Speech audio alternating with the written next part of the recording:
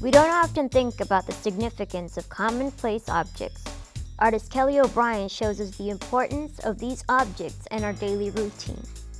So we have 3 concurrent exhibitions up for our winter season, and there's a really great theme that runs amongst them, and that is the relationship between the object and the individual. And so for this specific exhibition, which is titled One Day Late in the Afternoon, it's a ceramic installation by artist Kelly O'Brien, and she is looking at this idea of transient still lives.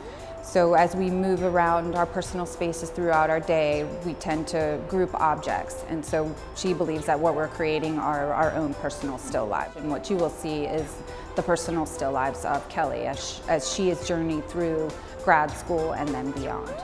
So I think for the artist, she wants you to have a sense of the familiar in the work, but then she's pushing that a little bit further. So there are actual still lives, and what the process was for her was that she would take snapshots of these groupings that she created as she went about her work throughout the day. She would then draw that snapshot. She would then look at that snapshot and create the objects from it, and then go back and do another drawing from the objects that she created. So she was removing herself further and further from the physical object into the realm of memory. And so that's what you'll see in this exhibition, and that's their relationship to the more traditional still life. Material culture is studied by historians and artists alike. Our possessions become part of our personal history. So she was awarded a travel grant while she was in graduate school, and she was able to travel for about 3 or 4 weeks throughout Europe and meet with various people and sort of investigate this idea of memory and objects and the relationship and these transient still lives. So she was able to take snapshots in the various homes with friends and strangers that she visited. And so you'll see the theme of the goggles throughout the exhibition.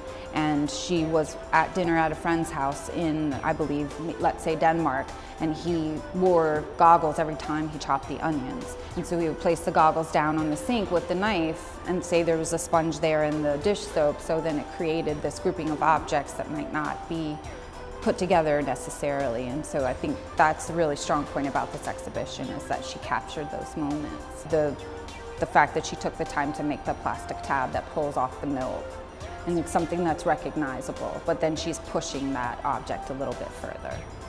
I think the strongest point here is the remnants of the process, so the fingerprints that are left behind in the porcelain clay body. So it gives you a sense of how it was made, how it was constructed, and I also think the approach to the color, or actually lack thereof, in the exhibition. So all of the porcelain that you see has a white matte glaze on it, so it actually allows the objects to interact with the color or natural colors in the surrounding area. So for instance, in the table, which is titled Late Supper Pinto Beans, there's an actual window and the light is cast through it, and it gives you this sense of a late supper, so sort of dusk sitting and gathering around the table. And so the objects are able to reflect that color and that light, and then project that emotion or that feeling through the work. To get more information on upcoming events at the Houston Center for Contemporary Craft, visit crafthouston.org. For Artbeat, I'm Paula Zapata.